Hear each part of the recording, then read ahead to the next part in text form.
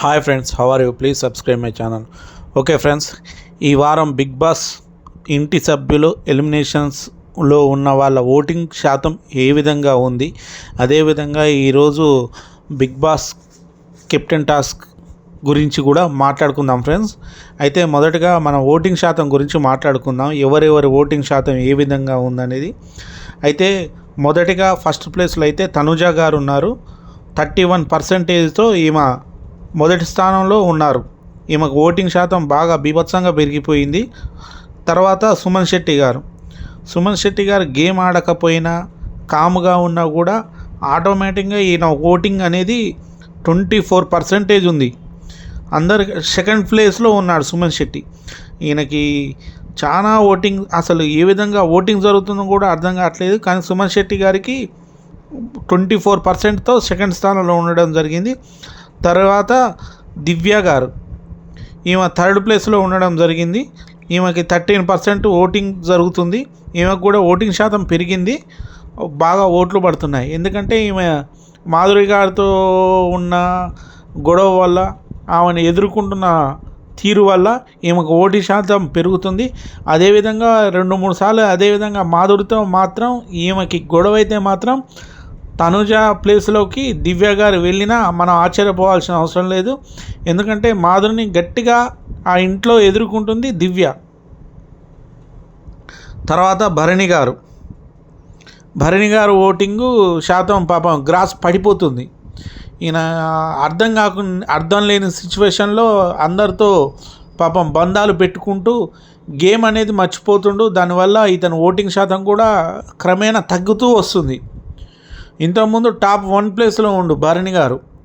తర్వాత ఈయన బంధాల వల్ల కన్ఫ్యూజన్ అవుతుండు, గేమ్ కూడా ఆడలేకపోతుండ. అంటే భుజంగాయ వల్ల గేమ్ ఆడలేకపోతుండా, వేరే విధంగా ఆడలేకపోతుండా. ఆ బంధాల వల్ల, ఇంట్లో బంధాల వల్ల, అంటే ఆ బంధాలు కూడా మంచి బంధాలే పాపం, ఒక తండ్రి అన్న ఇట్లాంటి బంధాలే. కాబట్టి మ్యాక్సిమం వాటి వల్ల ఓటింగ్ శాతం తగ్గకపోవచ్చు. కానీ గేమ్ వల్ల ఆయన డల్ కావడం వల్ల కూడా కొద్దిగా ఓటింగ్ శాతం అనేది తగ్గింది. తర్వాత చివరిగా రాము రాథోడ్ మ్యాక్సిమం ఈ వారం.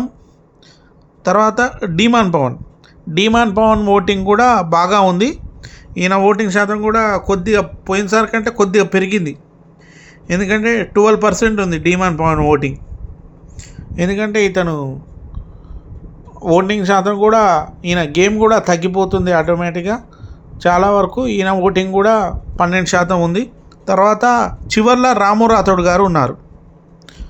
ఈయన ఓటింగ్ అనేది అసలు చాలా వరకు పడిపోయింది. ఎందుకంటే ఈ వారం ఇంట్లో నుంచి వెళ్ళే అవకాశం కూడా రాము రాథోడ్కే ఉంది. ఎందుకంటే ఈయన ఇంట్లో గేమ్స్ ఎక్కువ ఆడట్లే, చాలా డల్ అయిపోయిండు. అంతా వాళ్ళందరి మధ్య పెద్దగా అనిపించి ఈయన వాళ్ళ వాయిస్ల మధ్య ఈయన వాయిస్ వినిపించలేకపోతుండు. ప్లస్ నిన్న మనం అందరం అనుకున్నాం రీతు చౌదరి గారికి మాధురి గారికి ఒకసారి గొడవ పడితే చూద్దామని. నేనే కాదు, బయట ఉన్న సభ్యులు కూడా బాగా అనుకుని ఉంటారు. నిన్న మాధురి గారికి రీతు చౌదరి గారికి బాగా గొడవైంది. ఇంట్లో గుసగుసలు పెడుతున్నారు. ఇంట్లో మాట్లాడుకోవద్దు, మేమందరం నిద్రపోయేటప్పుడు గుసగుసలు మాట్లాడుకోవద్దు, ఎవరైనా బయటికి వెళ్ళి మాట్లాడుకోండి, మాకు నిద్ర సరిపోవట్లేదు, నిద్ర పట్టంగానే మాకు మీరు మాట్లాడుకునే దానివల్ల నాకు ఇబ్బంది అవుతుందని మాధురి గారు ఫైర్ కాగానే, మేము ఎందుకు పోతాం, మేము ఫస్ట్ కాంచి ఈ విధంగానే ఉన్నాం, మేము మాట్లాడుకుంటున్నాం, నెమ్మదిగా మాట్లాడుకుంటాం, మీకేమైంది ఇబ్బంది, దానివల్ల మీకు ఇబ్బంది ఏంది, మీకు ఇబ్బంది ఉంటే మీరు ఊరుకోండి అంటే రీతు చౌదరి కూడా ఆమె మీద ఫైర్ అయింది బాగా. ఇద్దరి మధ్య పోటాపోటీగా ఫైర్ అయింది. మీరు గట్టిగా మొత్తుకోకండి, ఎందుకు ఆ విధంగా అరుస్తున్నారు, నేనేం చెవుల్లో ఏం పెట్టుకోలేక దూది, ఎందుకు ఆ విధంగా అరుస్తున్నారని రీతు చౌదరి రెస్పాండ్ కావడం. అదేవిధంగా మాధురి గారు కూడా ఆమె మీద బాగా రేజ్ కావడం. నిన్న బాగుంది హౌస్లో ఎంటర్టైన్మెంట్ కూడా. అయితే దీంట్లో ఈ ప్రక్రియ జరుగుతున్న సమయంలో అయిపోయింది అనుకున్న టైంలో రాము రాథోడ్ ఏమన్నాడు, అవును మాధురి గారు నాకు డిస్టర్బ్ అవుతుందని చెప్తేనే మేమందరం నలుగురం కలిసి బయటికి పోయి కూర్చొని గార్డెన్లో మాట్లాడుకుంటున్నాం అని మళ్ళీ ఈయన గొడవలు రేజ్ చేసిండు. దీంతో రీతు చౌదరి గారికి కూడా బాగా కోపం వచ్చి రామూర్తి అయిపోయే టైంకి నువ్వు ఈ విధంగా మాట్లాడడం అనేది కరెక్ట్ కాదు. అంటే ఈయన కన్ఫ్యూజ్ అయ్యి ఏడ స్టాండ్ తీసుకోవాలి, ఏ విధంగా స్టాండ్ తీసుకోవాలని రామూరాతుడికి అర్థం కాక పాపం ఇబ్బంది పడుతుండు. తర్వాత ఈ గొడవ అంతా అయిపోయిన తర్వాత బిగ్ బాస్ గారు కెప్టెన్ టాస్క్ పెట్టడం జరిగింది.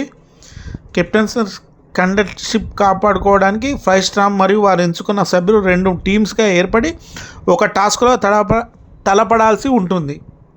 అందుకోసం నేను మీకు ఇస్తున్న టాస్క్ కెప్టెన్సీ ఏ అంటూ బిగ్ బాస్ గారు నిన్న అనౌన్స్ చేయడం జరిగింది. ప్రతి రౌండ్లో బజర్ మోగానే సెంటర్ లైన్ రెడ్ మార్క్ మీద ఉంచిన బాల్ని తీసుకొని ప్రత్యర్థి టీం గేమ్ పోస్ట్లో గోల్ చేయగలిగితే వారి టీం నుంచి ఏ ఒక్కరిని ఈ రేసు నుంచి తెప్పించాలని గోల్ చేసిన సభ్యులు నిర్ణయిస్తారని రూల్స్ పెట్టడం జరిగింది బిగ్ బాస్. ఇక వైల్డ్ కార్డ్స్ పాత కంటెస్ట్ నుంచి సంజన, సుమన్ శెట్టిని, తనుజ గారిని, భరణి గారిని, దివ్య గారిని ఈ 5గురిని టాస్క్ కోసం అపోనెంట్స్ వారు సెలెక్ట్ చేసుకోవడం జరిగింది. నా గేమ్లో కెప్టెన్ టాస్క్లో 2 గ్రూపులు గేమ్ పరంగా ఉండి పాపం భరణి గారు వాళ్ళు తోసుకోవడం జరిగింది. భరణ్ గారు వెళ్ళి రమ్య పైన పడ్డాడు. దీంతో రమ్యకి కొద్దిగా తలకి దెబ్బ తగలడం జరిగింది. వైలెన్స్ వద్దంటూ సంచాలక్ నిఖిల్ చెప్తుంటే స్టార్ట్ చేసింది మీవేలా అంటూ తనుజ అరవడం జరిగింది. ఆ తర్వాత 5 స్టార్స్ ఒక గోల్ చేయడంతో ఒక 1 పాయింట్ రావడం జరిగింది. దీంతో వాళ్ళు భరణి ఎలిమినేట్ చేయడం జరిగింది. భరణి లాంటి స్ట్రాంగ్ ప్లేయర్ అవుట్ అవ్వడంతో పాత కంటెస్ట్ టీం వీక్ అయిపోయింది. ఇక గౌరవ్ నెక్స్ట్ మరో గోల్ చేయడం జరిగింది.